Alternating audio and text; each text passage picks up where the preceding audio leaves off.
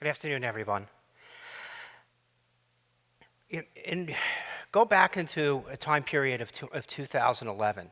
In the northern province of Capisa, in the valley of Alsace, the French gathered enough intelligence, and in that intelligence they formed a mission that was going to go out that day with the Afghan National Police. And the Afghan National Police were going to take the lead in this operation, and in that operation it was assigned one American combat advisor, also one French soldier. In that mission, our objective was to set up a backstop or a screen, as they called it.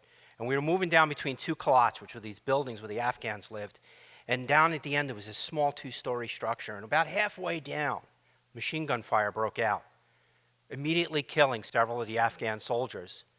The French soldier went to one knee and returned fire, and that sustained machine gun fire put him down and killed him. The American soldier dove into a drainage ditch and returned fire, tried to make each round count, which seemed like hours was only 15 minutes according to the log.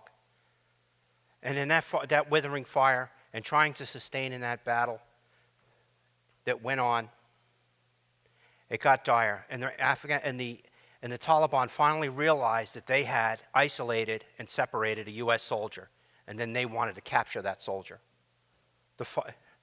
They moved in close enough that it became down to a close quarter battle, and it ended with pistol fire and a hand grenade. That soldier was me. I was the American soldier that day in that ditch who returned that fire, and I received the Bronze Star for combat action, and the first soldier to receive the French National Defense Medal since World War II.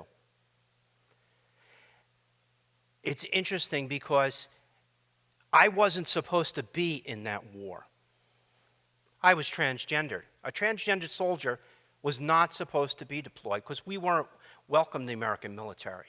It wasn't for open service. Our service wasn't welcome. It takes its cues from many parts of the history. When you go back, women struggled for open service. It goes all the way back to Washington's Army, was the first woman who hid her service. It wasn't until in World War II, 1948, when they started, after World War II, started to allow women in. Don't ask, don't tell. That came about. When was that? That was during the Clinton era. And that wasn't repealed until 2011. So each part, each race, each group, whether it's lesbians, gay, transgender, all fought for inclusion within the military, but took long periods of time. And they always questioned the same thing. All these things that they came down to, they always had the same thing: unit cohesion. That whether women were in the military, it was going to affect unit cohesion. Whether it's going to be lesbian, gay, bi, transsexual, it didn't matter. It was always going to affect unit cohesion. But that wasn't the fact. The fact was unit cohesion is based on training, having the quality training, quality equipment, and quality leadership. That's what determines unit cohesiveness. Because when they did the studies, it wasn't about any of those. It wasn't about whether they were going to disrupt service. Service was disrupted if they didn't have the right equipment to work with, or the training, or the leadership. Leadership is key. You know, when the generals did all the studies and they came back and they looked at all this, they found out that it wasn't going to have an adverse effect. And quite frankly, it was the opposite was true. In fact, that the opposite was true, that they were, in fact, making a more cohesive military. So much so that they've proven the fact that having diversity, even in the corporate world, any other part of the world, they realize that diversity enhances capabilities, not takes away from it. So the military, in a lot of ways, is ahead in laggards and other things. But when we talk about transgender in the open military, we're not the first. There's 18 other nations that do it. The Dutch were the first, and that was in 1972. 1992 was the Canadians, and 1993 was Israel. So we're not the first in opening up service. We're just the other ones realizing it's there.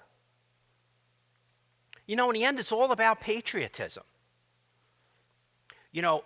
Everyone joins the military for the same reasons. It's a call to service. It doesn't matter whether you're white, you're black, you're this, you're Spanish, you're trans, you're gay. It's about why we serve. We serve because we feel that call to patriotism. It's the same, it's part of being full citizenship as the part of defending our nation, what we believe in, the culture of what America is and what it stands for in the Constitution. That's why we're called to service. We're called to service for that. And we feel that we want to participate. Every soldier, when they stand, the first day, they stand, believe it or not, on a carpet, and they raise their right hand. And when they raise their right hand, we take an oath to defend the Constitution of the United States of America from all enemies, foreign and domestic. And we then live by a code of duty, honor, country. And we live by that code because that's the foundation of what this country is built on. That's what it's all about. And this country has come a long way and will continue to strive for that. But I believe that in time, we will conquer and blend all those lines to the point where it doesn't matter. And it's not about the color of your skin and whether you're male or you're female or what gender you identify with. But it's about what you bring to the table, that you're a patriot, you believe in America, and you want to be a part of and have that place in history, because that's what you become, a place in history as a soldier.